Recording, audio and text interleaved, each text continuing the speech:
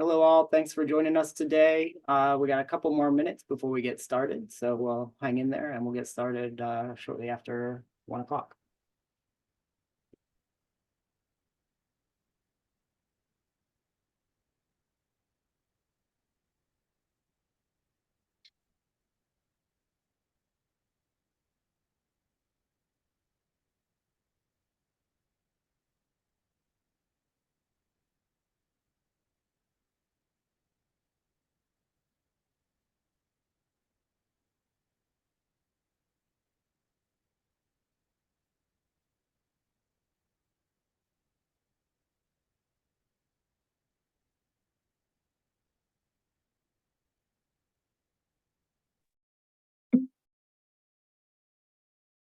Hi all, thanks for joining us today. It is 1 o'clock. We're going to give just another minute or two for some more folks to get signed on. I know we had about 45 registered and currently 6 attendees, so we're going to give them a minute and then we'll get started.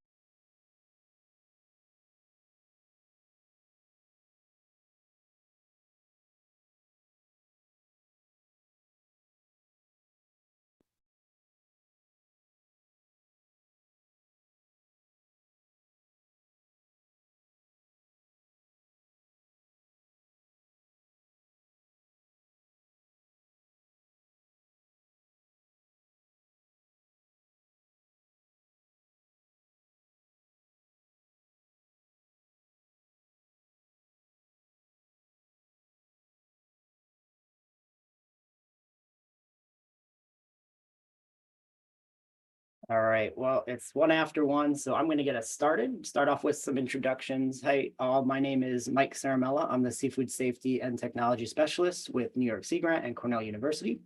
I am the chair of the Community Engagement Work Group with the Seafood HACCP Alliance, and you're going to learn a little bit more about what that group is and what these work groups are all about in a minute. But ultimately, we're here today to provide some updates and information on the Seafood HACCP Alliance and the recent reorganization and restructuring of that alliance. For those who have been around a little bit, you may recall that the Alliance used to have what we call the steering committee with various representatives from sectors, academics, industry, all working towards maintaining, updating, and developing resources for the Alliance. And over the past few years, the Alliance and the Executive Committee has spent some time thinking about how to enhance the Alliance and create a more engaged community of seafood professionals across the country as well as internationally. And so we're here today to provide that update on kind of what we've done in terms of restructuring. And here you can see, we've got our flow diagram kind of outlining how we've restructured the Seafood HACCP Alliance. We still have that executive committee at the top that's working on, overseeing the efforts throughout the day, but it's broken down into committees and work groups as well. And those committees and work groups kind of play a different role when it comes to moving the Alliance and the Alliance efforts forward. And I'm going to walk through this flow diagram and break down each component of it for you.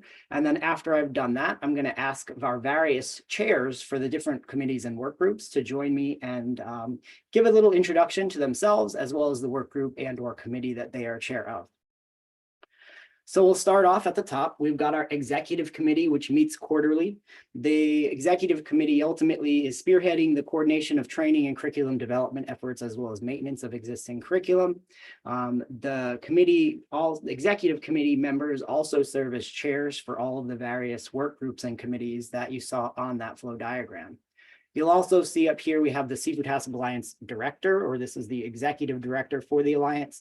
Currently, that is a vacant position. That will be a paid or compensated position. And that individual is really going to be charged with helping ensure that the Alliance is moving forward effectively and efficiently. And so be on the lookout for that call for applicants for that Executive Director position and the requirements of that.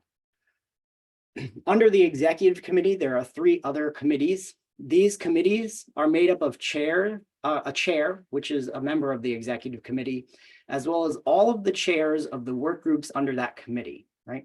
So typically what we see is the committees are made up of largely members from the executive committee, which is different from our work groups, right? And I'll go into a little bit more detail of what those committees are, or the chairs will go into a detail on what those committees are in a little bit. But again, committees and the difference between a committee and a work group, committees are made up of largely members of the executive committee, whereas the work groups are open up to our seafood community. And our seafood community are all of you, are all the trained Alliance instructors, as well as agency and organizations with a vested interest in seafood HACCP, seafood safety, and the trainings and resources that the Alliance produces and maintains. So those work groups all have a chair. That chair is from the executive committee, but other than that, it is made up of volunteers from our seafood community. Right. So you might have seen a little while back, there was a call for requesting volunteers and their interest in participating in these work groups. And based on those applications from our seafood community, we've filled out each of these work groups and are starting to move forward with development of resources, maintenance of resources, new curriculums, policies, work groups, and you're going to hear all about what each of those individual groups are charged with doing as our chairs come and update us a little bit later. But I'll break down them a little bit further for you. So we also, under our training materials and course development committee, we have two kind of categories of work groups that exist within that. The first would be our materials work group. These are all work groups that are focused on updating and maintaining training resources and materials. So including our editorial work group, which is formerly the Blue Book work group, our models work group, presentations and translations. We also have our course development work groups, which are more focused on the development and maintenance of new trainings and curriculums, right? So segment 1, update, aquaculture training, importer training, and sanitation trainings. Again, some of these might be new to you, but you'll hear a little bit more about them in a minute as our chairs come and join us to share what they're working on. The last kind of group are the work groups under the policy committee. These work groups are really focused on training policies and procedures, right? So maintaining the Alliance training protocol, quality, which would be looking at course audits to ensure that the training curriculum are being met and abided by our trainers. And then lastly, communication, and that's our community engagement work group.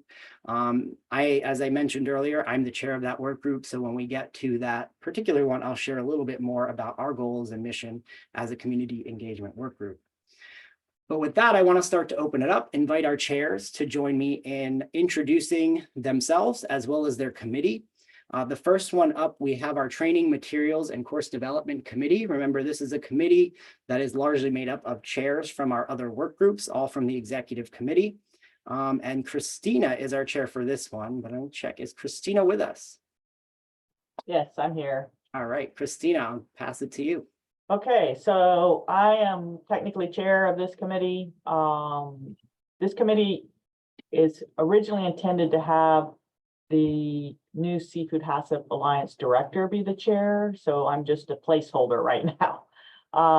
As it says here, the purpose of this committee is to basically approve the training materials created for the Seafood HACCP Alliance. And so the way I see this committee functioning is as the work groups produce materials and develop them, they'll be checking in, the committee chairs will be checking in into this committee, kind of updating the eventual Seafood HACCP director with what is being proposed and what they're working on. And so we'll begin to meet quarterly since our committee just got formed, and I know they're just beginning to develop and do things. You know, we haven't met yet, but we'll start meeting quarterly to kind of just keep up to date. It's a way to keep the director, at least the way I see it, the director up to date as to what's functioning and what's not functioning with committees. Great, thanks, Christina. All right, so we'll move on next to our next committee, which is our policy. Ooh, I skipped one, didn't I? Our Train the Trainer committee, and that chair for that is Doris Hicks. Doris, you want to take the screen?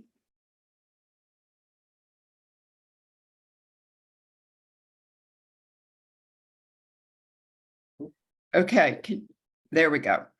I am the lead for the Train the Trainer committee, And it's something I've been doing for quite a few years, not since the Train the Trainer program or course was developed, but I was a part of it in the beginning. And it's a very enjoyable course. We meet at least as we get ready for a course, every couple of weeks. And we have one coming up in Charlotte, North Carolina, towards the end of this month. And we have worked very closely with the trainers that actually conduct the Train the Trainer. And right now that's Christina DeWitt and Jason Bolton. We also work very closely with FDA, and we always have a representative at this course. Our goal is to offer it at least once per year, and we work very hard to rotate it around the country. Usually lately, last couple of years since the end of COVID, as far as in-person meetings go, we are able to keep up with that now. And our goal is to ensure future lead instructors are very well prepared to train adult persons and to meet all the requirements of the course through AFTO, and then make sure that these students, when they set up their courses, meet all the requirements that are set in the protocol. And we also work very closely with the lead in the editorial committee to make sure all these new students are ready to go and they know where to find the materials they need to set up their courses, and they're comfortable with the idea. Our goal is not to teach them HACCP. They should be well informed based on taking segment 1 and segment 2 or a 3-day course, and should understand HACCP, but our goal is to make sure they know how to teach it. And I think that's all I have to say. Thanks, Doris. All right. So gonna jump on to the policy committee. I will add that if anybody has questions throughout, feel free to put them in the Q&A and chat, and we'll try and get to them either towards the end or as we go. The policy committee currently does not have a chair. There is a vacant chair position right now, which potentially will be filling next week at our next executive committee meeting. But ultimately, this policy committee is set to oversee the review of products created, as well as the protocol, course audit, and community engagement work groups, right? And the real responsibility is making sure that they are coordinating the efforts of those various work groups that oversee that, right? And making sure that there's cohesion between changes that are happening to the protocols and the auditing process that the community is aware of, right? So the community is communicating a lot of what's happening in terms of changes in policy and protocol to those, and meeting as a policy committee helps to make sure that we're all aware of what's going on. So making sure the community engagement work group is aware of what changes are coming down the line. And so we'll jump on and we'll start to explore some of our work groups more closely.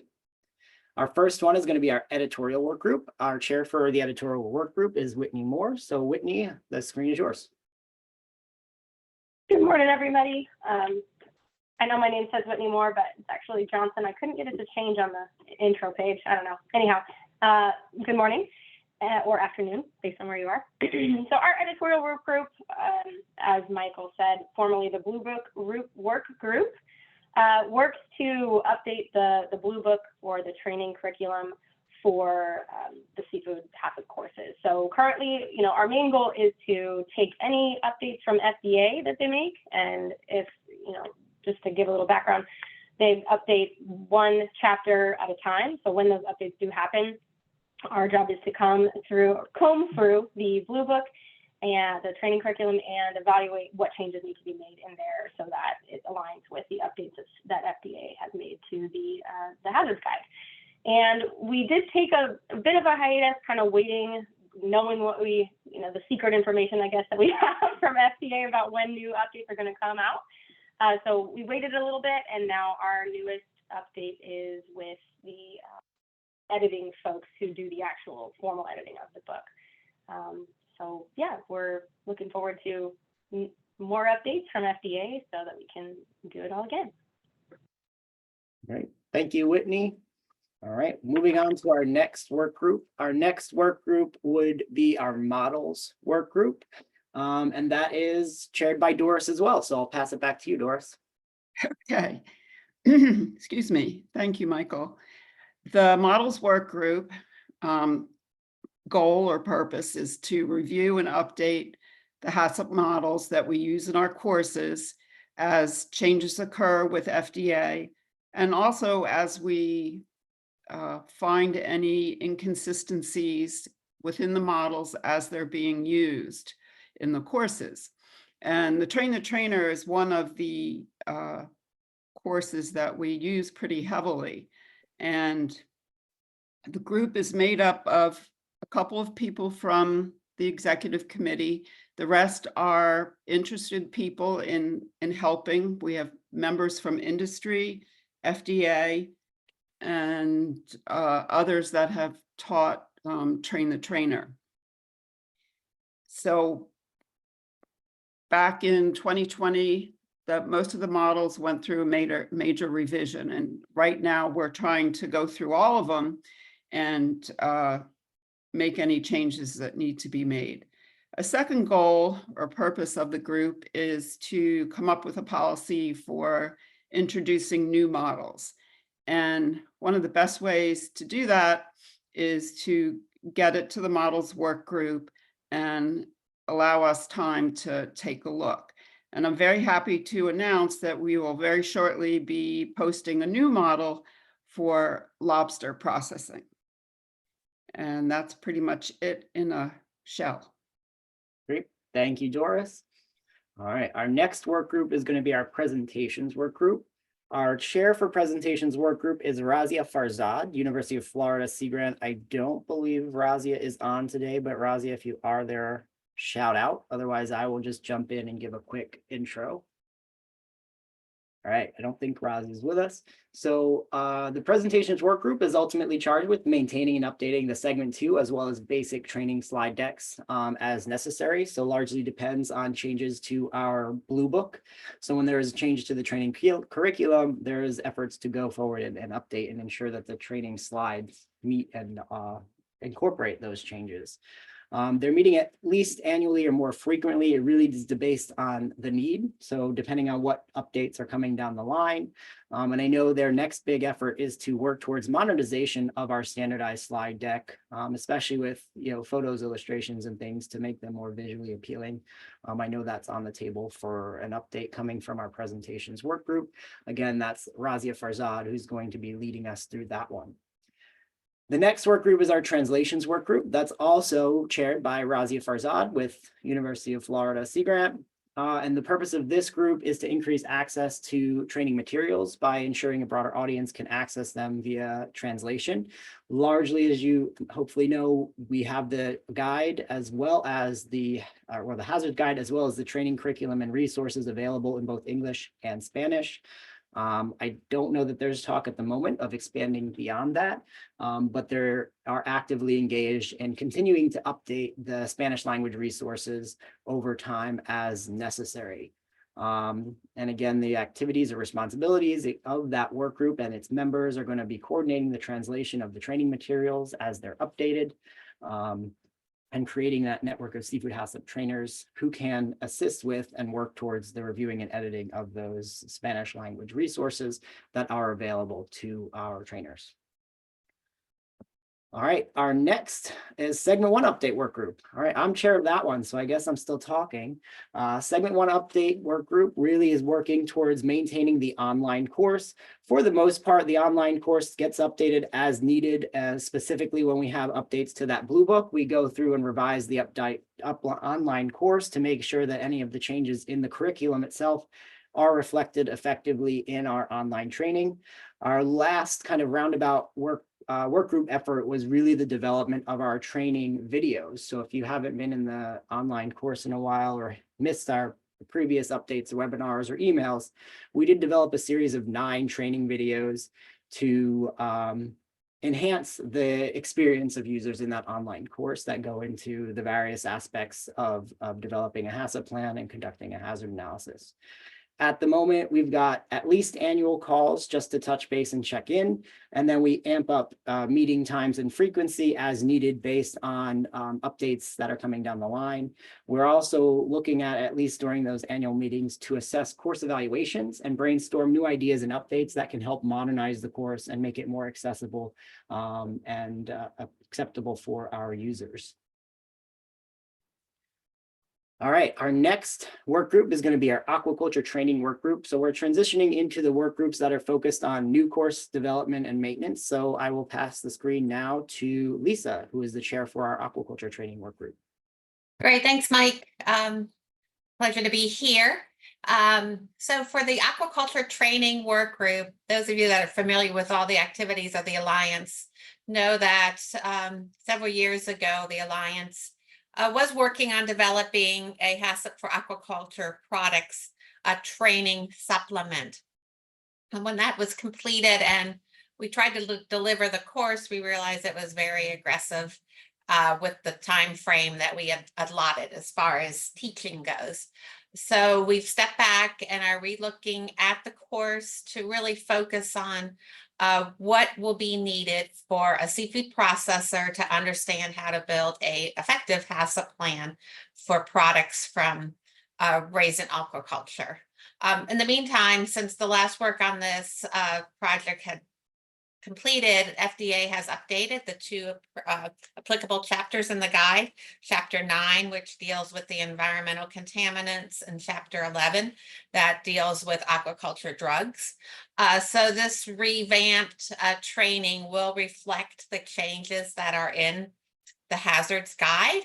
And really the goal is to help explain in more detail the control strategies that are in the guide.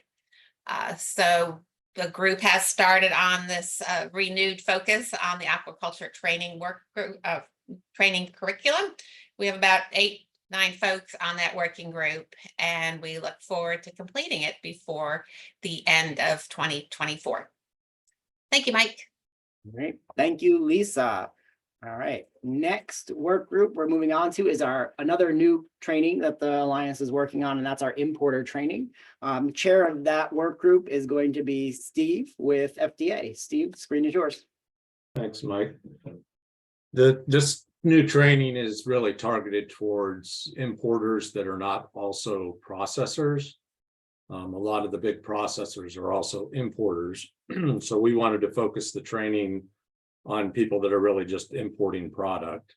So it's not going to be a very long course. It'll be probably a half a day or so. And the focus of it is for the special import requirements for seafood in the regulation 21 CFR 123.12.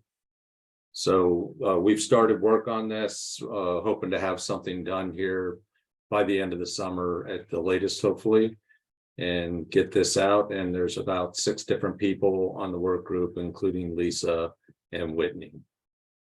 So that's the update on the importer training work group. Great, thanks, Steve.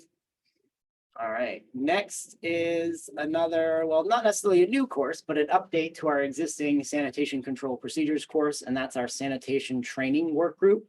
Unfortunately, no one from that group that is chaired by Joe Corby with AFTO could be here, but they did send a training video, which we'll watch. Hello, everyone.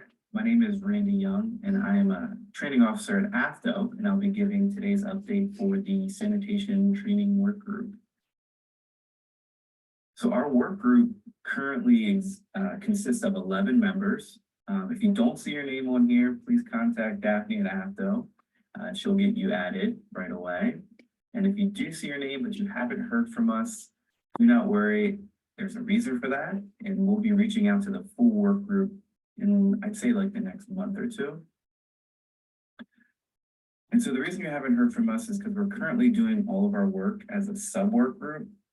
And we thought in order to achieve our main goal, which is to update the SCP course, right, with current content and more interactive exercises, we have to start with the core of the training, which is the SCP manual. So we're currently working through the manual. We have about one chapter to go, chapter 8, and then we'll have something ready to share with the rest of the group. But this sub-work group currently that's working on the manual consists of Joe Corby, who's our senior administrator, or excuse me, senior advisor at AFDO, Deb DeVlieger, she's a retired FDA national food expert, and Whitney Johnson, national training specialist at NOAA's Office of International Affairs, Trade and Commerce. Once again, we're close to sharing a first draft of the revised manual, and at that point, we'll need the full work group for their feedback and to help us start putting together those various interactive training exercises. So thank you for your time. Have a good day. All right, thanks, Brandy. I will jump on to our next is our protocol work group. Our protocol work group is chaired by Claudia with Seafood Products Association. So Claudia, your screen is yours. All right. Hey, good morning, good afternoon, good evening, where you're at. Yeah, the protocol work group is also a new work group under the policy committee. And basically, we're here to support our policy committee by reviewing and developing any new protocols that may have to be revised within the Seafood HACCP Alliance. And so we're responsible for updating those protocols that we're working on, such as like the application protocol or protocols for like who's qualified to attend to train the training. So we have a number of different protocols that we have to just streamline and make sure that they're consistent with each other. And then as new needs for protocols come up, then we'd be developing those and then share them back up to the policy committee.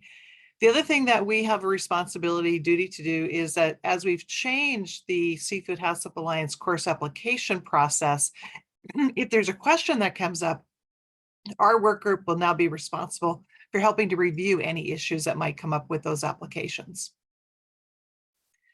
Mike, I think that's all I have. Great, thanks, Claudia.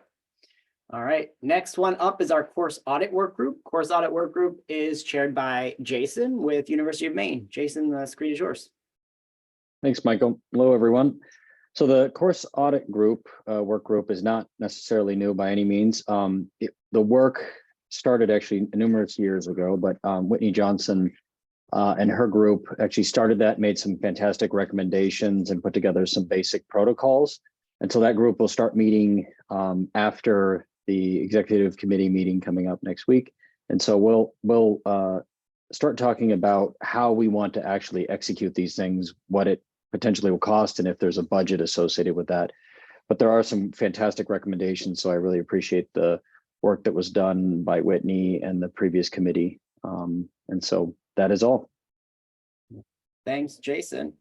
All right, and our last work group is going to be our community engagement work group.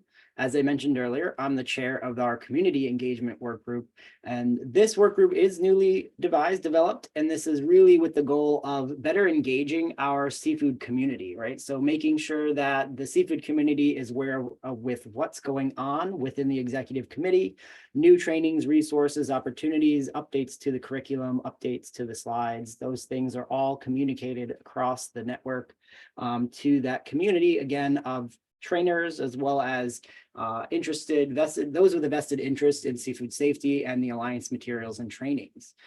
This group is meeting at least quarterly. And the first kind of thing we've been doing in terms of engaging our community is developing a series of webinars. This is the first of 3 webinars that we plan to host this year. This first one was really just to introduce you to the changes, the restructuring of the Alliance, the various groups, and put a face to the various members of our executive committee. committee so that you could get a better sense of what's going on and who to talk to when you have questions or comments about the Alliance materials or need additional resources and insights. So we will continue to develop resources and share information on resources through our community engagement work group at the moment, largely through our webinar series, exploring other opportunities to enhance engagement with our community. The next webinar you can expect is going to be in May, I want to say 15th, but you'll get an email about that and an update so you can register to participate. And that one's going to focus on Vibrio, especially the challenges with communicating Vibrio when it is, not necessarily a food safety issue, but it is an issue for swimmers and bathers, which we've seen quite a lot across the US with a lot of concerns and fears of eating and consuming shellfish when there's Vibrio outbreaks that are completely unrelated to consumption of shellfish. So if you're interested in the topic of Vibrio, we do have some experts coming to join us to talk a little bit about that topic in our May engagement webinar. And then we're planning one for the fall that's going to focus on resources that are available beyond the training curriculum for seafood trainers to utilize as a resource and to share with their students. If you have any questions, you can always reach out to me and I can help get them answered. All right, so again, quick overview, Seafood HACCP Director of the Executive Committee. That position announcement will be coming out soon. The Executive Committee members serve as chairs of our committee groups, which then house various participants from the work groups, right? The chairs of the work groups. There's a materials work groups, course development work groups, and then those under our policy committee. This is the new structure of that alliance. If you have any questions specific to any of those, I think I see some coming in through the Q&A and chat. So let's take a look at before we jump on there. Let's see. I know I saw one question related to possibility of exploring an inland states committee. I did ask for some clarity on that because I'm not sure what exactly you mean by an inland states committee and what that would focus on. I see comments on smoked fish, reshipping, shell stock, outreach, and education.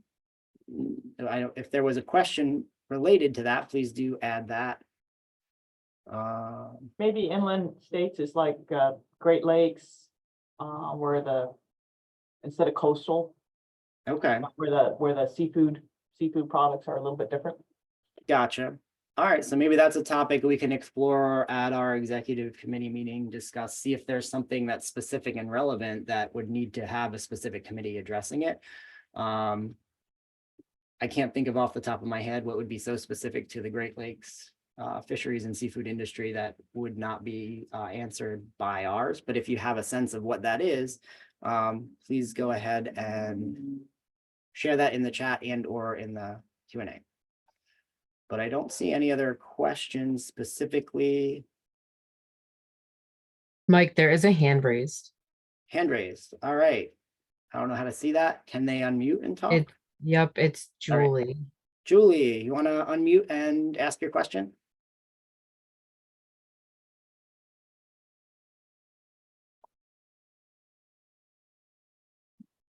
They are able to unmute, right? It looks like, yeah, she's unmuted, but we're not able to, Julie, we're not able to hear you for some reason. Would you be able to let us know what your question is in the chat?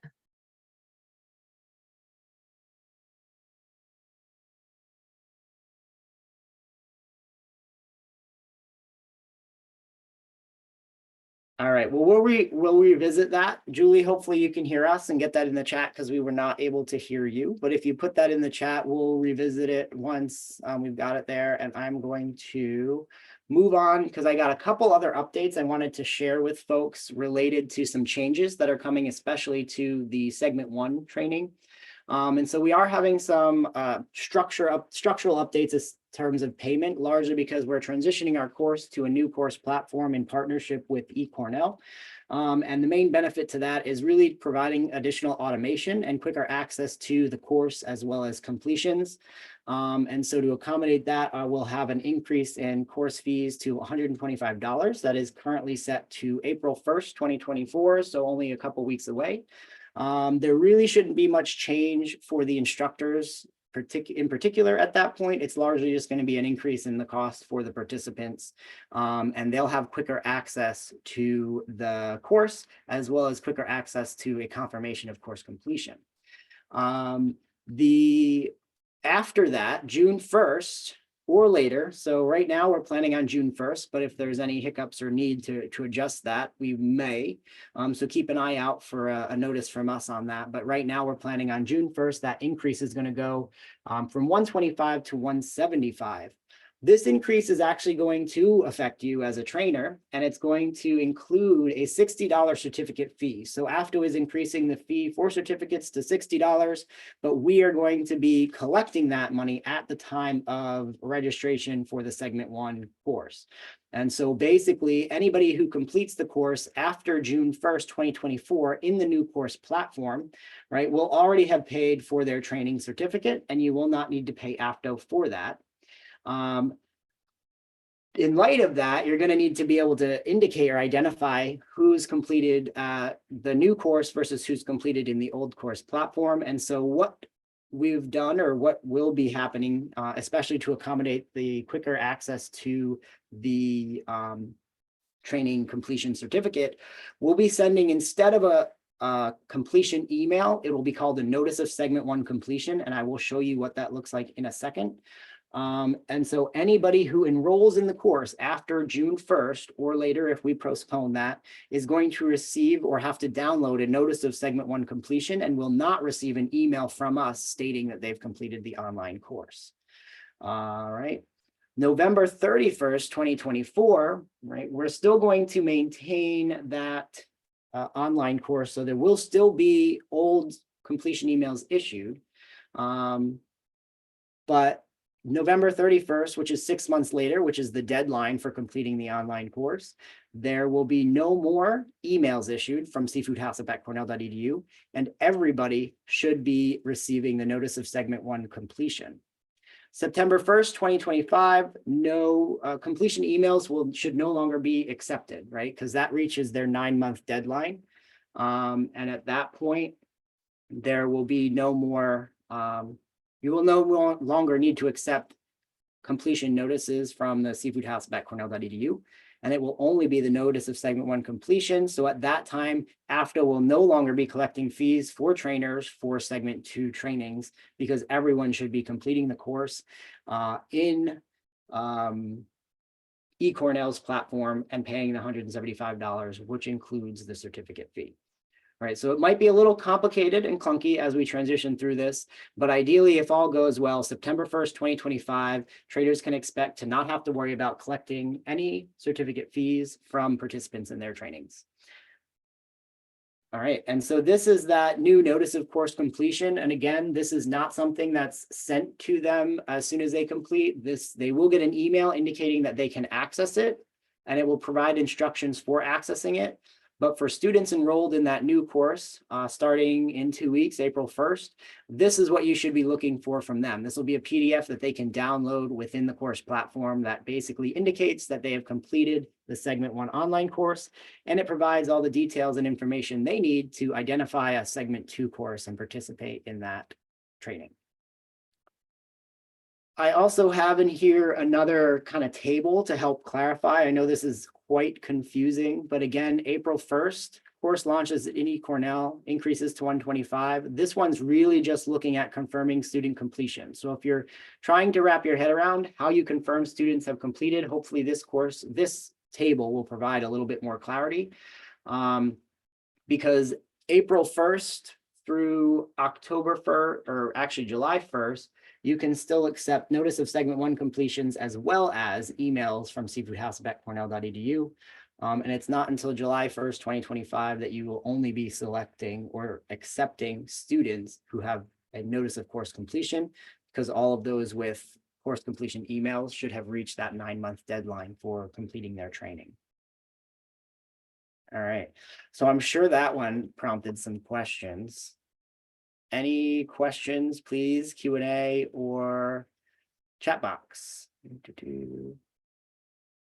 All right, nothing important. And then, yep, Daphne has put her contact information there. So AFTO's contact information related to HACCP. So if you have seafood HACCP questions, haccp@afto.org.